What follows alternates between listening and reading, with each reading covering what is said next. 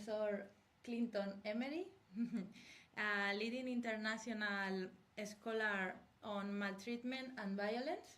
Okay, and today he will present their three-dimensional model of treatment, an innovative approach to understand the victimization. Mm-hmm. Thank you for being with us.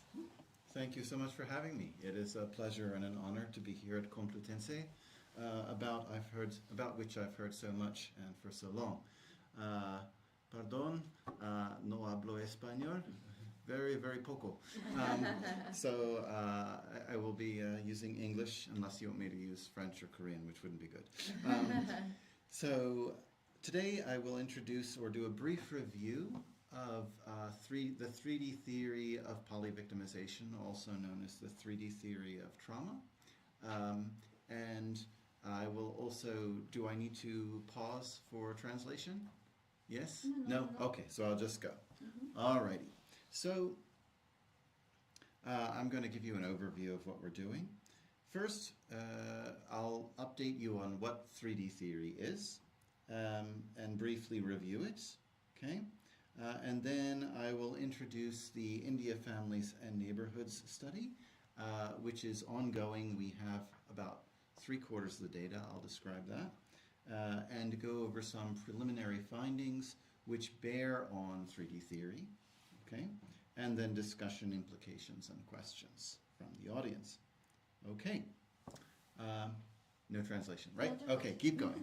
So this began as a theory of polivictimization, that is to say, children or adults who have more than one kind of victimization. So children can be, as you know, physically abused, they can be sexually abused, they can be neglected, they can be emotionally abused, okay?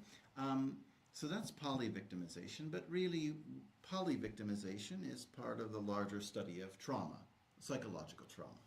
Okay? So what do we know about polivictimization? We know that, and if you can see my slides, that's great. I apologize if it's just my head. The technical difficulty is we can't get my slides on the screen.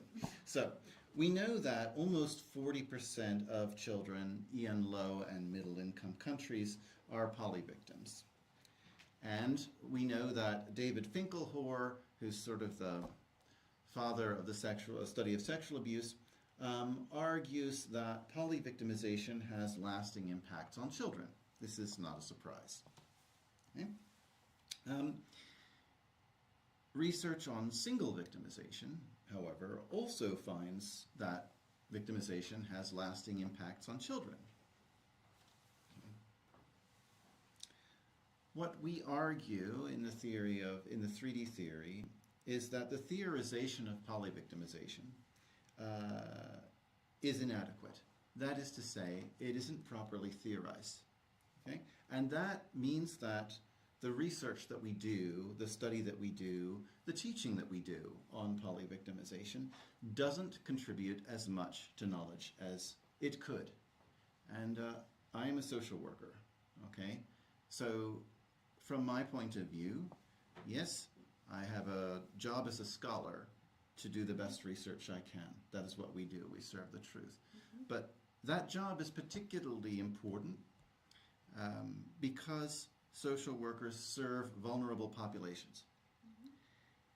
And from my point of view, if I'm not doing the best job I can, I'm not doing my job, right? The children that need to be protected deserve the best I can do and the best you could do. Right? So this bothers me. Okay. So this is the paper. All right. So we made 3 claims in the theory. First, we argued that a meaningful conceptualization of multiple traumas, or polyvictimization, has to predict non-additive relationships. Now, what do I mean by that?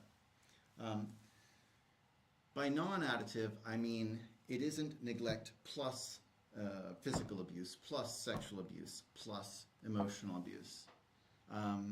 Rather, we should be looking at exponential increases in risk when different types or dimensions of victimization combine. Okay? Now, Finkelhor already implied this in arguing that polivictimization may have a larger impact than high-frequency single victimization. What he meant by that is it may be that if you are physically abused by your parents 3 times a month, it may have a worse impact on you to be physically abused 3 times a month and neglected, rather than physically abused 4 times a month. That's what Finkelhor argued. Okay? Now, this argument is predicated on the law of diminishing marginal explosions in risk, explosive increases in risk, exponentially increasing risk, okay, from different combinations of victimization. Okay? We call this the multiplicative hypothesis. That is to say, instead of saying physical abuse plus sexual abuse plus emotional abuse plus neglect, we should be looking at physical abuse times sexual abuse times emotional abuse times neglect, like this. Okay, that's the first claim, the non-additive argument. The second claim is about subjectivity. Okay? So on what basis would we predict multiplicative effects in the first place? Okay? What we argue is that it is vitally important to take the subjective experience of the victim, in this case the child, into account. Okay? So we have to use their experience and their subjective experience as a point of departure in understanding that experience. Why? Because we are social beings, right? And we interpret the violence that happens to us. We put it into systems of meaning that we use to understand the world. And what that means is things that you cannot see but can infer. The systems of meaning around violence have implications for how violence affects you and I and everyone else. Okay? So that's why the subjective experience is so important, because it roots us in the victim's social experience. Okay? We would be better off considering whether a bruise is a bruise is a bruise, apologies to Gertrude Stein, approach is really serving us. Okay? So what we do now is we simply add up victimization. Okay, how many times were you hit? Okay, how many times were you neglected? How many times were you hit by a car? I mean, all of these things we add into someone's victimization profile, and we say that that makes sense. That means we treat a bruise as a bruise as a bruise, as if they're the same thing. But the problem with human beings is how we got the bruise matters. Okay? Consider 2 realistic hypotheticals. You have 2 children who are apparently identical. They're both 12-year-old boys. One is Jimmy, the other is Charsu. Okay? And at school, Jimmy and Charsu both present with identical symptoms. Okay? Empirically, these are identical. They both have 3 bruises across the back of the legs. And the 3 bruises are a result of being hit by their father with a stick. Okay? Now what do we call this? Physical abuse. Exactly. We call this physical abuse. Okay? And when we call it physical abuse, which everybody does, we imply something. We imply that this way of understanding that experience makes sense. We imply that it's coherent. We imply, perhaps, a common causal pathway and a common subjective experience, that is to say, a common etiology, a common ontology, okay, and a common, I don't want to say teleology, but a common consequence, okay? So, they have identical victimization, okay, but suppose I unpack it a little bit more, okay? And what happened is this. Jimmy came home from school. Dad was sitting on the couch, drinking beer, watching football. I mean soccer, football, not American stuff. Right, so, sitting on the couch, watching football, and Jimmy walks in the door, and Dad says, "Jimmy, you get me my ciggies?" Cigarettes. Okay? And Jimmy says, No, Dad, I'm 12. They won't sell me cigarettes at the store. And Dad says, what? You didn't get me my ciggies! And he grabs a stick and he chases Jimmy around the house and catches him 3 times across the back of the legs before Jimmy escapes out the door. That's Jimmy's story and where Jimmy's bruises came from. Okay, Charsu, okay, also walked in the door, coming home from school. Charsu's dad sitting on the couch, drinking a beer, watching football. Okay? And Charsu walks in and Dad says, Charsu, how did you do on your math test? And Charsu says, I'm sorry, Dad, I got a C. And Charsu's dad says, you know what happens if you don't get a B+ or better on your tests. Go stand against the wall. And Charsu goes and stands against the wall and pulls up the back of his trousers, okay? And Dad takes a stick and hits him 3 times across the back of the legs. Now, both of these acts are abusive. They're not legal. They're both bad for children. But the question to ask yourself is, are they really the same? Is the subjective experience of these things the same for these 2 children? Is the causal pathway the same? Are the consequences the same? Because if none of those things are the same, we don't have a coherent concept. We don't have a coherent category or dimension, physical abuse. It doesn't make sense. Okay? So when I think about these 2 cases, the causal pathway is different. Okay? The subjective experience is different. Okay? It's much more terrifying for Jimmy. He doesn't know where it will stop. Charsu knows exactly what is going to happen. And in the long term, when you look at the trajectory of these 2 kids, when these kids are 25 or 30, please feel free to argue with me, by the way. You can argue with me anytime, but during questions or whatever. But I would argue that when these kids are 25 or 30 and looking back at their childhood, Charsu is going to be able to say to himself,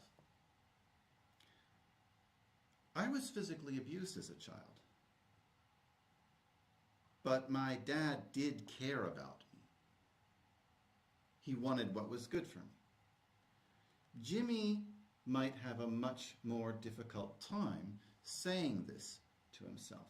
And because the meaning of those 2 experiences is very, very different, the psychological, emotional, long-term mental health, and ultimately physical health effects can be profoundly different for Jimmy versus Charsu.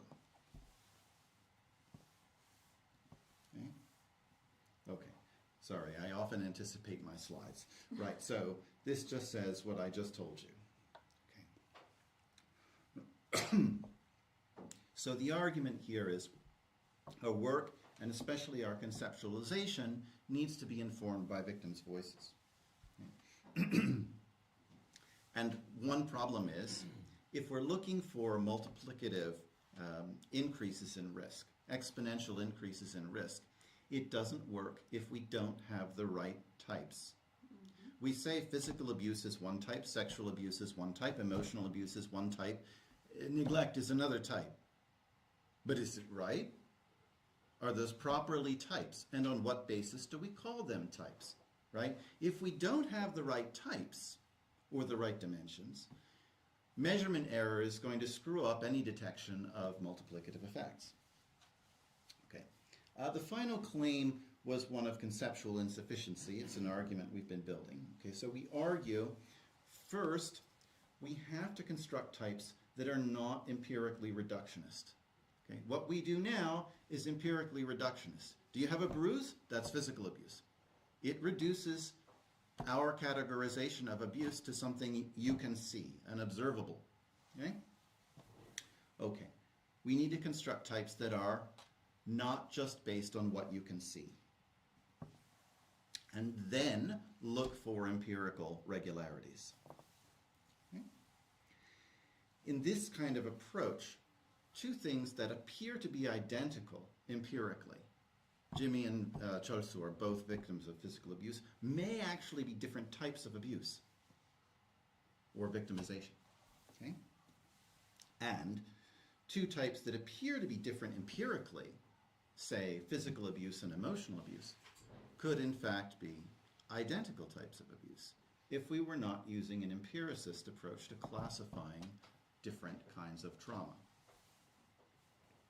Okay? Now, if you agree with me so far, I'm happy and we're good, and even if you just stop here, it's good, because it means that we need to change the way that we theorize people's experience of violence and trauma, right? And we need something, okay? So, if you agree with me so far, great. And if you don't like what I do next, come up with your own, please, okay? The more sort of sets of competing ideas there are, the better, right? Okay, so here's our attempt to do this, okay? To study the multiplicative hypothesis, we first have to have the right types, okay? So what do we have? As I said, usually, almost all the research literature that I reviewed says physical abuse, sexual abuse, emotional abuse, neglect. Sometimes people say psychological abuse, sometimes they say verbal abuse, but they kind of mean the same thing by those things, okay? There are some pieces of research that have taken a more thoughtful approach to trying to create different typologies, but they're still using substrata that are neglect, physical abuse, etc. Okay? And all of these, as I said again, are determined by observables and uninformed by the child's subjective experience. Okay? So the problem is the theoretical foundation for polivictimization or multiple trauma is insufficiently developed. What we argue is that instead of the dimensions we've gone over, the first dimension of victimization is how invasive it is, how much it gets under your skin. The second is how exploitative it is, and I'll define these in a moment. And the third is how severe it is. Okay. Now, what do I mean by this? Okay. So, the medical definition of an invasive procedure is that it begins when access to the body is gained, okay? Entrance to the body is gained, and ends when an instrument is removed. So if you can imagine a medical procedure, you've got medical instruments inside your body. This is invasive. Now, even when this is not painful, it is not comfortable, okay?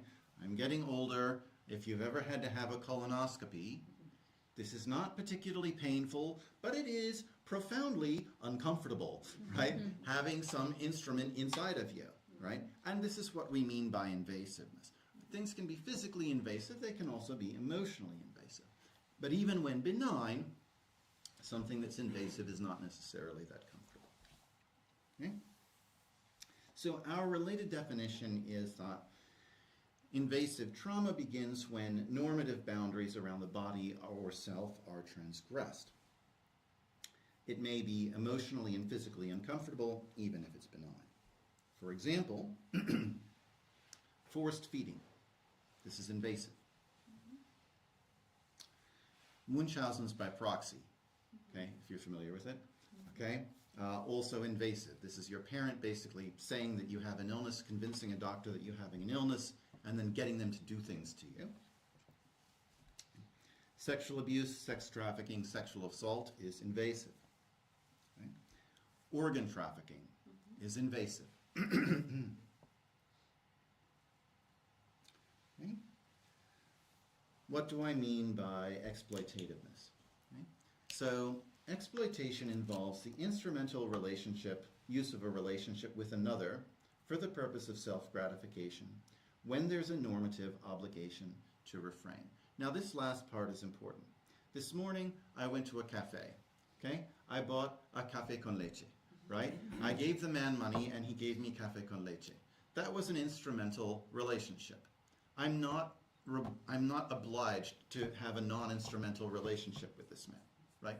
But on the other hand, I am not allowed to have an instrumental relationship where I use children. That's not okay. Right? So there's a normative obligation to refrain from that. This is basically what we mean when we say using someone. For example, emotional abuse that conveys children are only of value in meeting another's needs, like Jimmy's dad. Okay? I only appreciate you if you... That's not enough. That's what we always do. add it all up. Oh, look, more is worse. That doesn't help me very much. You already know more is worse. I already know more is worse, right? Okay, but we published a ton of research saying more is worse. Do something, right? So the question is, which combinations make things exponentially worse? Okay, so we argue, and we can be wrong, right? We argue we should find a three-way multiplicative effect between these things. Okay? Now, if you're familiar with linear regression, hopefully you are, you know that the way you can model this is with a three-way interaction effect. In a linear model, you're looking at something like the child's depression or the child's suicidal ideation, and you're saying, okay, controlling for the main effect of invasiveness, controlling for the main effect of severity, controlling for the main effect of exploitativeness, and controlling for the two-way effects, there's a three-way interaction effect, and it should be significant and positive, going up, not down. All right, so does it work in reality? All right. So we do now have some evidence that this exists. Okay? I carried out a nationally representative sample of 1,100 mothers and adolescent children in Nepal. Okay? And looking at the invasiveness, exploitativeness, and severity of the mother's childhood victimization, there was a positive three-way interaction effect predicting the child's depression symptoms. Okay? That was controlling for the mother's depression symptoms. It was controlling for, well, severity, right? The main effects of severity, all the things that happened to the mother as a child. It was also controlling for the victimization of the child. So we controlled for the physical abuse, the sexual abuse, and the neglect of the child. We didn't get emotional abuse. Okay? What did we else? I think we controlled for a bunch of other things, but I forgot. Okay?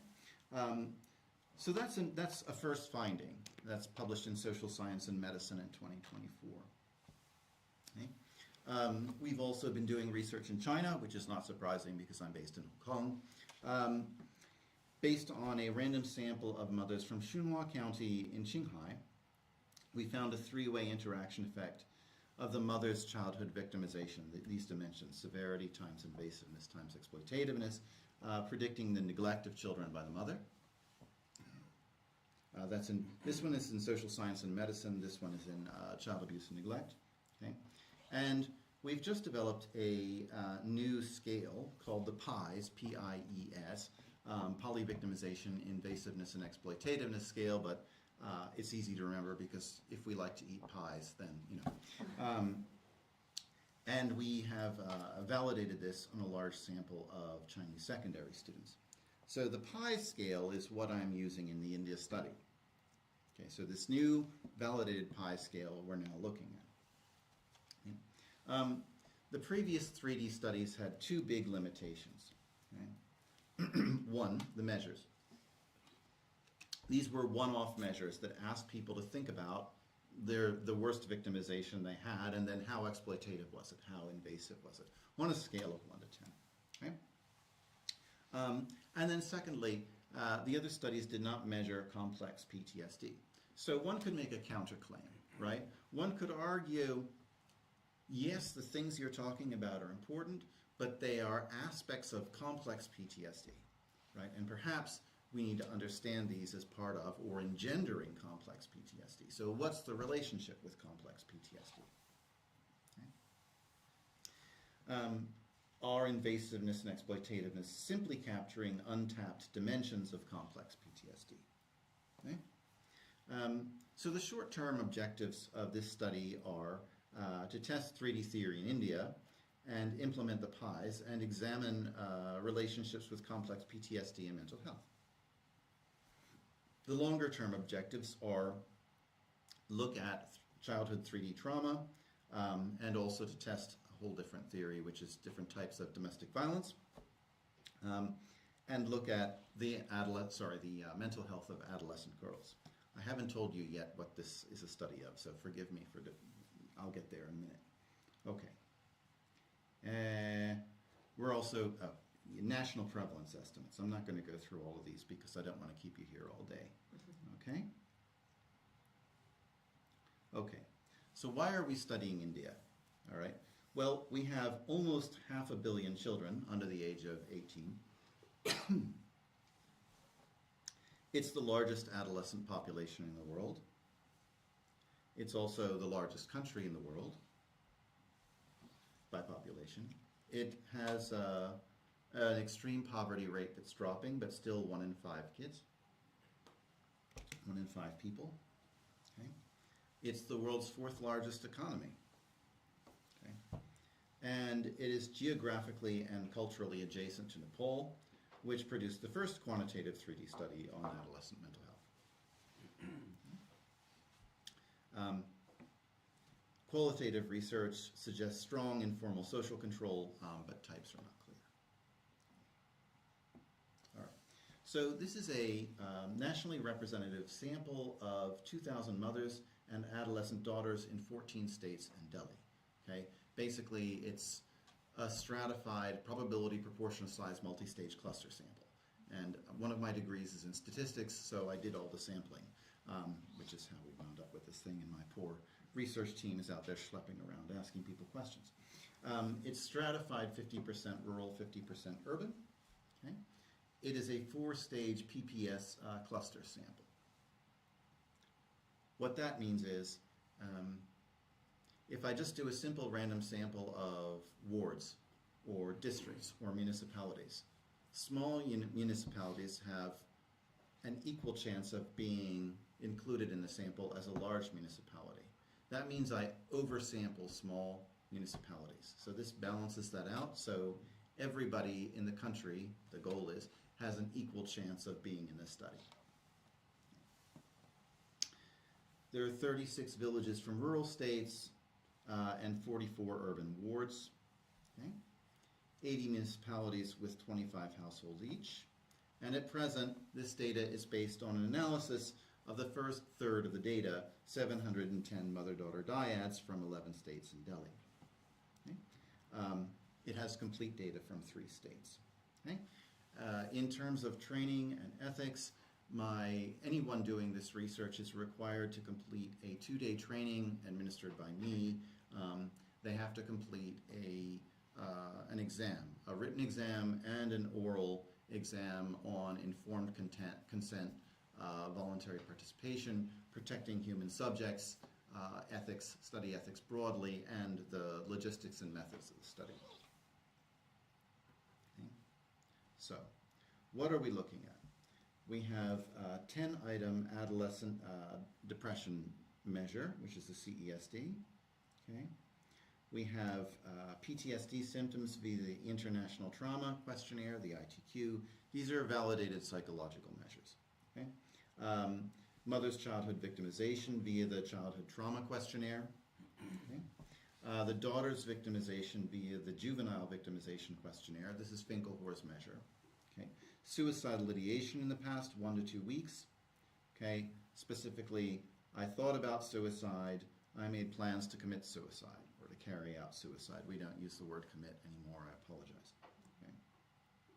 The possible responses to these questions were not at all or less than 1 day, 1 to 2 days in the past week, 3 to 4 days in the past week, 5 to 7 days in the past week, and nearly every day for 2 weeks.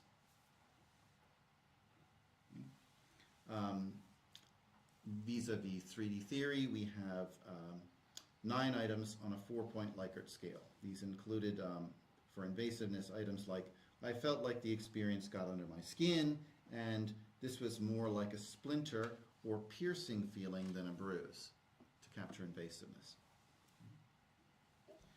For exploitativeness, this was 6 items on a 4-point Likert scale, included things like, I felt used, and I felt like I was sacrificed for someone else's benefit. Okay, we also measured informal social control because that's something else I always look at. Okay, I'm going to skip over this part, but you can think about how we protect children or others from violence in 2 ways. If someone is attacking you or attacking me, I can try to protect you. That can be my primary focus. And how I do that might be taking you away from the perpetrator, trying to calm them down. I might also try to punish the perpetrator, okay? And maybe I think I'm protecting you by doing that, but I can be trying to punish them, and that's a very different approach, and we find it has actually profoundly different effects on victims. Okay. So, yeah. The JVQ captures physical abuse, sexual abuse, neglect, emotional abuse by caregivers, both contact and non-contact sexual abuse, witnessing IPV, all this stuff. Okay? The CTQ, we already talked about. Okay? Yeah. Okay. So, when you have clustered data, and we always have clustered data, you need to deal with the clustering, otherwise you get autocorrelation. So, we're using multi-level regression models to account for municipality-level clustering. Okay? Basically, nearly 8% of adolescent girls had some suicidal ideation in the past 2 weeks. This was highly correlated with depression, which is not surprising. Okay. Almost 15% of mothers also had some suicidal ideation in the past 2 weeks. Okay. The average age of mothers was 39. The average age of the daughter was 15. Okay. 47% of the sample was rural. We're still getting data. Okay. 83% of the sample owned their own home. About 5% or 1 in 20 fathers were unemployed. Okay. Average years of mother's education, 8. We did confirmatory factor analysis on the pies, again, right, because this has already been validated. And this suggests a reasonable fit for the same items in the Chinese adolescent sample. Okay? 4 items for exploitativeness, 6 for invasiveness. And you can see RMSEA is 0.0892, and TLI is 9.95, CFI 0.96. Okay, not too bad, right? Not wonderful, but not too bad. And I never look for wonderful on a nationally representative random sample because it's a survey. Okay. You don't need to know this. Okay. The internal reliability of the scales was all over 0.8. Okay. So, preliminary victimization prevalence, 1 in 4 girls was physically abused in the past year. Okay. About a little more than 1 in 20 were neglected in the past year, 1 in 10 neglected ever. Emotionally abused, about 1 in 5 in the past year. Contact sexual abuse, about 1 in 20 girls had experienced in the past year, nearly 1 in 10 girls ever. Okay. That's contact child sexual abuse. You were touched physically. Okay. Non-contact child sexual abuse, also just about 6%. Any child sexual abuse, around 8%. But 17% ever, meaning more than 1 in 6. Okay. IPV exposure, about 17% in the past year. This is the, we always do, and you should always do, data quality indicators. We ask people things like, please circle the correct answer. 2 plus 2 equals 1, 2, 3, 4, 5. Okay. Almost 90% of the girls answering the data quality indicator indicated it correctly. Okay. If you look down here, you can, I don't know if you can see, but these are correlated, highly correlated. Let me see if I can find, yeah. Exploitativeness, which is in 3, and invasiveness of the mother's childhood victimization are strongly correlated, 3, 4, 2, 3, yeah. All down these with mental health outcomes. Okay. And invasiveness and exploitativeness of girls' victimization also highly correlated with mental health outcomes. Now, is that the question we were seeking to answer? No, it isn't, because these are just additive effects, just correlations. Yeah, it's nice, okay, it's preliminarily positive, but what we're looking for are combinations of victimization, combinations of these dimensions, and explosive increases in risk. So, this is a multi-level model of girls' suicidal ideation in the past 2 weeks. Okay? We're controlling for the total JVQ, which we use as an indicator of severity. Okay? We have the main effects of exploitativeness and invasiveness. Okay? We're also controlling for the girl's age, whether she lives in a rural area, the mother's depression, informal social control in her community. Okay? And if you, again, I'm not sure if you can see, but we're controlling for all the two-way interaction effects. Now, if you look at the three-way interaction effect, the JVQ total, severity, times exploitativeness, times invasiveness on the new pi scale, this coefficient is both significant and positive, predicting girls' days of suicidal ideation. This suggests an explosive increase in risk when all three dimensions are high. And we're controlling for the main effects. Now, it's really difficult to think about or understand or wrap your head around what this times this thing means. So I'm going to show you this chart. What I've created is a chart that shows centile increases in invasiveness, exploitativeness, and severity at the same time. So on the x-axis, I'm using the model, and I'm increasing by centile, 40th percentile, 60th percentile, 80th, 90th, etc., all three at once. So when all three increase, what is happening to girls' suicidal ideation? And this is based on the model fit, so it's simply an explanation of the model I just showed you. But what you can see here is when we get up above the 80th percentile on all three, and we start hitting the 90th, suddenly there's this elbow, this really, really rapid increase in days of suicidal ideation that suggests exponential increase in risk. Okay. These are some other models looking at girls' depression and PTSD symptoms. Okay. But that's not really what we care about. So I'm going to kind of skip over the other models because I realize we have limited time. I don't even know how much longer we have. Okay, so we found high prevalence of child victimization and exposure to violence so far. Remember, this is a preliminary. Okay, the 3D multiplicative hypothesis was supported for girls' suicidal ideation. Okay. There were also main effects for invasiveness, exploitativeness, and severity of girls' depression, for girls' depression and PTSD symptoms. The invasiveness of the mother's trauma was associated with adolescent girls' depression. And all significant associations here hold constant the usual approach. That is, what we always do for polivictimization is we stick in the JVQ total score, or we stick in the CTQ total score, or we stick in, okay, well, this person had physical abuse, so that's a 1. Oh, they had physical abuse and sexual abuse, that's a 2. So then we have this thing that goes up to 4.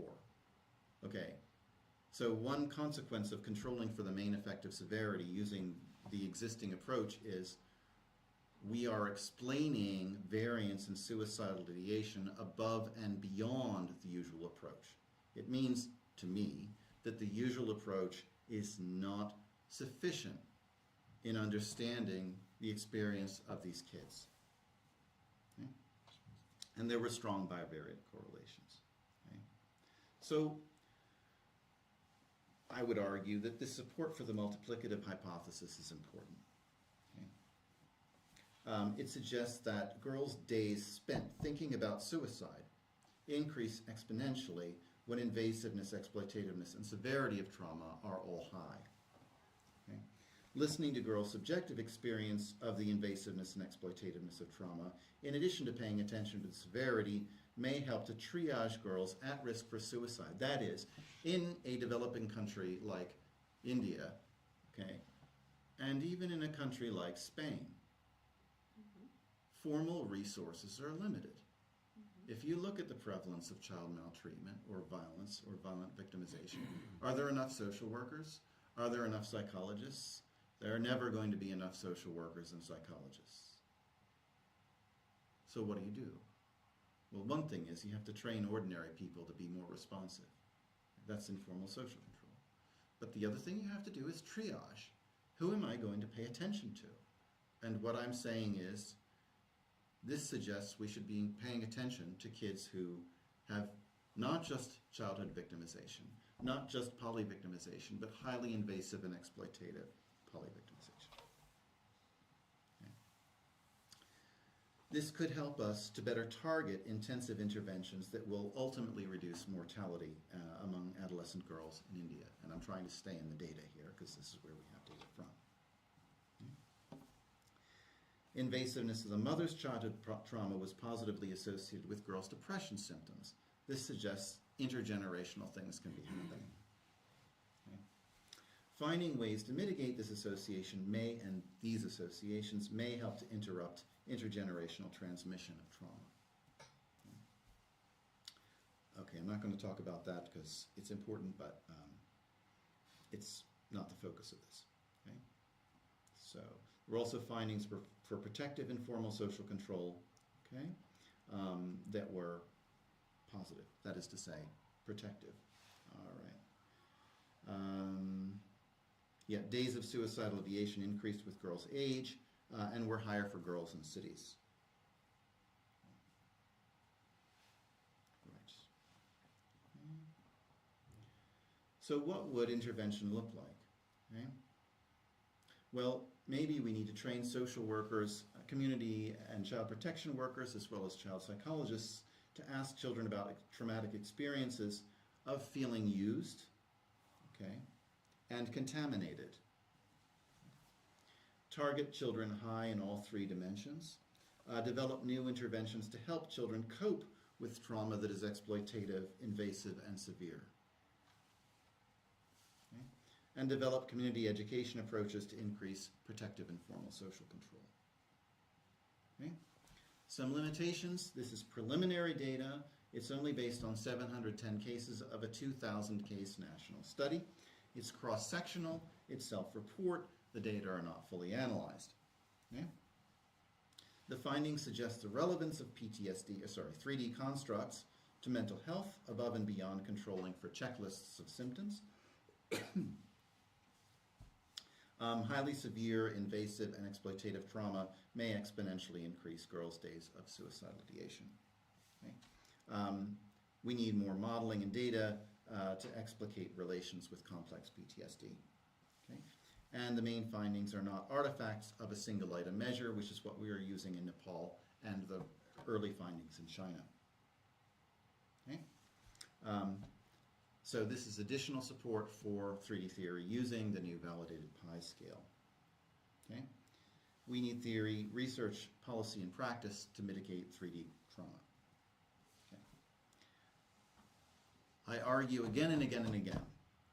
We're social workers, we're psychologists, we're trying to actually make a difference in the world and in people's lives. And we need to do that as effectively as possible. If we're going to be as effective as possible, instead of looking at, ooh, look, more is worse, we need to be looking for explosive combinations of risks. Bombs, not risk factors. Thank you. Questions? Gracias. Thank you so much. I think that it's very interesting, and there are lots of work in this research. I have some questions for you. Sure, please. But I want to wait for other people. Mm-hmm. No, No? Okay. Okay. So it's a turn. I have lot of questions. Okay. How do you take the ¿cómo tener en cuenta? Take account the memory bias. Like recall bias? Uh-huh. That is a difficult one, Yeah. right? I mean, it's... It's difícil. Oh, no, Yeah. I think you can understand. Yeah, Yes. I can understand. It is a difficult one. One way is to ask not just about whether this ever happened to you, but whether this happened in the past year, right? So that mitigates it. But another way to think about it is this. So I'm a statistician in addition to being a social worker, right? Mm-hmm. And so the question is not simply whether recall bias exists, because of course it does, but the effect that it has on your findings. So I would argue recall bias works something like this. If I'm remembering my childhood victimization or victimization even in the past year, I may forget some acts of victimization, right? I may even forget that I was victimized, right? So what happens is we have a contaminated sample, right? So even though I was victimized, I'm in the 0 group, right? And I have nothing to talk about. Now, if that victimization is still affecting my mental health, so even though I forgot about it, it still affects me, or I didn't report it, but it's still affecting me.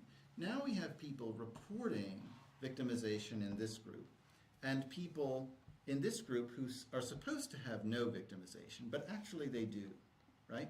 Now, if I'm in this 0 group, my suicidal ideation maybe is going to be a bit higher than the group average. What does that do? It makes these two groups closer together. So it does introduce bias, but the bias is in the direction of no difference between groups. Do you see what I mean? So if the bias is in the direction of no difference between groups, and I still find a difference between groups, the bias is conservative.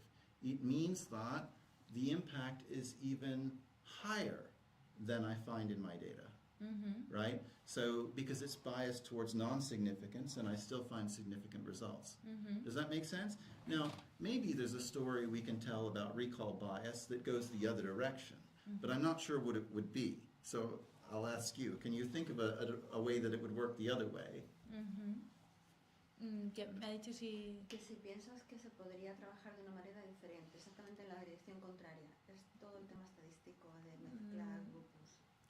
I don't know, maybe with interactions, but I ask for you because I doing my research with men that are abusers. Yeah. Yes, and I ask for they that if he suffering abuse in the Childhood. and he says sometimes yes and sometimes not, but they not understand the violence like me. Yes. They, right. Yes. They normalize the violence, and I think when he respond to the test, they respond with his bias. Yes. Yeah. And it's so difficult to take account of this. It is. But how do you ask them the question? What do you ask them? What? Like. ¿Cómo lo preguntas? Te pregunta por a lo mejor un cuestionario concreto. ¿Has sufrido abuso? He sufrido abuso. Okay. Did you Do suffer you abuse suffer in That's childhood? a straight way to ask. Yep. Yes. I think creo que te está preguntando por algún tipo específico de escala. ¿Qué escala utilizaste para...? Yes. Escala. We use direct question. Straight question. Yes. Okay, so not CTS. No. Direct question about 3 types that not are 3 types: physical, sexual, and psychological. Yeah. That does create difficulty. Yeah. Generally, when I ask, like the JDQ, or one of the ways that I ask about abuses, I don't ask for people's interpretation, right? I don't rely on that. I have my own definition of what it is, and then I ask whether these things ever happen to them, without telling them that I'm asking about abuse, right? So rather than saying, were you abused as a child, I'll say, a lot of people have different kinds of experiences with their parents, or when their parents punished them. When you were growing up, did your parents ever hit you, right? Did they ever pinch you? Did they ever, smack you, right? Like this. And I'll go through a list of questions. And that creates a little bit more common ground between you and the participant than if you ask them to agree with your definition. Yes. Right? So that's usually the way that I do that. I know it's not always popular, right? But that's usually how I do that. because that creates a situation in which if I was doing this quantitatively, I can just take those answers and say, here we go. If I was doing this qualitatively, after the person said, oh, yeah, that happened to me, I say, some people might say that that was physical abuse, right? So you can introduce that into a qualitative interview and talk about how that may have affected that's how I might do it, right? Okay. Kind of sneaky way to get past the defenses, because people do have denial, right? They don't want to say that this happened to me, and they don't want to see a connection. I used to work with perpetrators a long time ago, right? So I know, right? They don't want to see those connections, right? So you can help them if that you want to see those connections in that way. Yeah. Thank you. Thank you for the question. It's good. Other okay. Questions? It's up to you. Okay, perfect. Do you think, do you only want to study in India?